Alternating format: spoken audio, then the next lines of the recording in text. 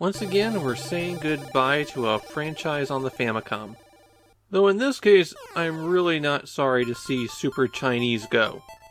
The original Super Chinese was a not very good port of a really bad arcade game.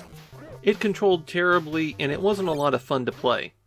The sequel smashed that together with an RPG, but they didn't really improve the game's action, and so it controlled terribly, and it wasn't a lot of fun to play. The third game retains the RPG, but decides to add additional platforming segments. And everything controls terribly, and it isn't fun to play. At least you can say they've been consistent. The plot of the game is that aliens have invaded Chinese land, a separate and legally distinct country from any others called China. The aliens have taken over the capital, and so the young prince goes and finds Jack and Rue to get their help with defeating the aliens. The controls in the RPG sections are straightforward enough. You hit A to bring up the menu where you could choose to talk to someone, summon a vehicle if you have one, or open the much more detailed sub-menu. The sub-menu is where you do all of your inventory stuff, get a password, because this game doesn't have a battery backup, see your stats, and of course use your ninjutsu. Wait, you say, I thought they were kung fu masters, not ninja. Well, the story there is that Culture Brain was trying to expand their games in the US, and they were trying to get some of those ninja dollars, as exemplified by the Teenage Mutant Ninja Turtles. That's why the second game was released in the US as Little Ninja Brothers. So Culture Brain shifted everything over to be ninjas, and then never released this game in the US. They did release some of the other games in this series in the US under the title Ninja Boy. I know this might sound like a small change to some of you, but it is a bit controversial in Japan. In towns you can rest to recover your health and ninja points, and that is always free. You can stop by the convenience store where you can revive the second player, if you are playing 2 players, and you can get a password. The difference between getting the password at the convenience store and getting the password from the menu is that when you enter a password, you'll always restart from the last convenience store you got a password at. The password you get from your own menu will keep your experience and money, but that's pretty much it. There's also a shop where you can buy equipment. Anything you buy is automatically used. As you explore the world, naturally there are random encounters, and there are a lot of them. I mean a lot of them.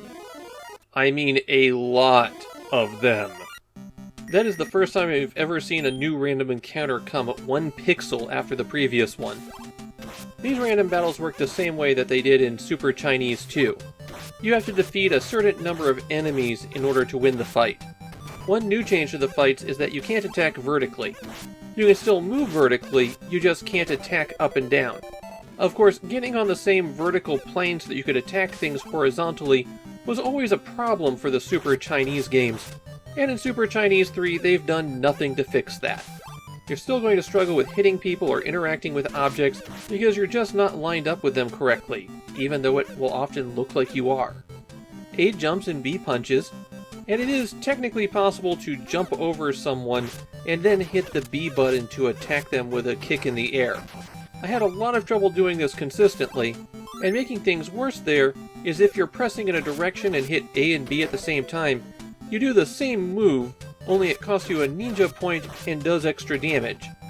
Well, does extra damage if you could connect with anyone.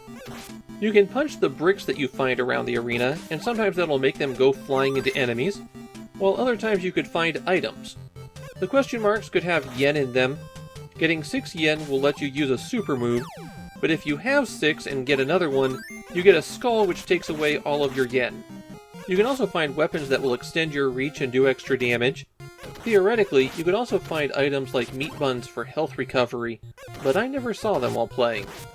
During these action scenes, you can hit start to bring up a menu, and here you could use items from your inventory, or use your ninjutsu abilities.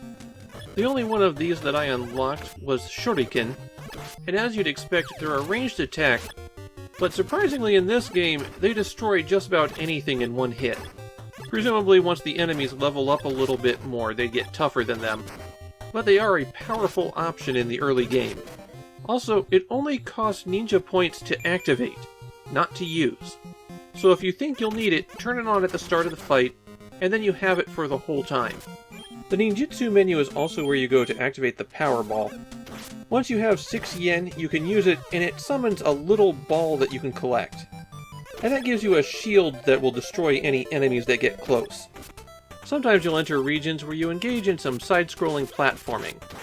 And because these are built on the exact same engine as the regular fights, they control terribly. For example, one thing that's easier to spot here is that if you double tap in a direction, you'll start running. Except you start running so very, very slowly that it doesn't look like running. You'll just kind of inch along there. The difference is that you'll have trouble reversing direction. In these side-scrolling sections, you can cling to walls and jump off of them, but it's not as responsive as you might like. A lot of the enemies here attack you from the air, and because the jump kick is terrible, your only real option is to jump straight up and try to punch them. There are also overhead dungeons where you have to defeat all of the enemies before you can move on to the next room, and at the end of those you'll have an RPG battle with a boss. This works a lot like Dragon Quest, where you've got to attack, use an item, and ninja magic. It's possible to carry a power ball attack into these boss fights, but you can't collect yen in them, so you have to bring it with you from the stage.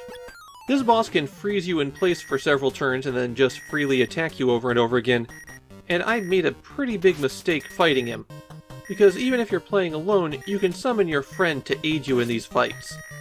And that might have saved me here. It is a long haul from the first town to the second one. The map design in Super Chinese 3 is really poor, so they have you zigzag back and forth across the continent 4 times, plus have the platforming stage in between. And of course, during this whole process, you're having tons of random encounters.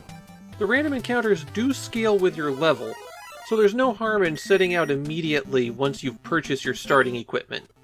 This is a game that doesn't have a lot of fans in Japan. The few people I found who were talking about it mentioned that this was a step down in quality. Though personally, I don't think the series had that far to step down. Although Super Chinese 3 is the end of the series on the Famicom, it is going to keep going for a while. Before 1991 is over, a new Super Chinese game will be released on the Game Boy and the Super Famicom, and those will continue to get sequels and spin-offs for a few years. Obviously, I found Super Chinese 3 to be just completely miserable to play. I don't think there was a system here that worked quite the way that I wanted it to.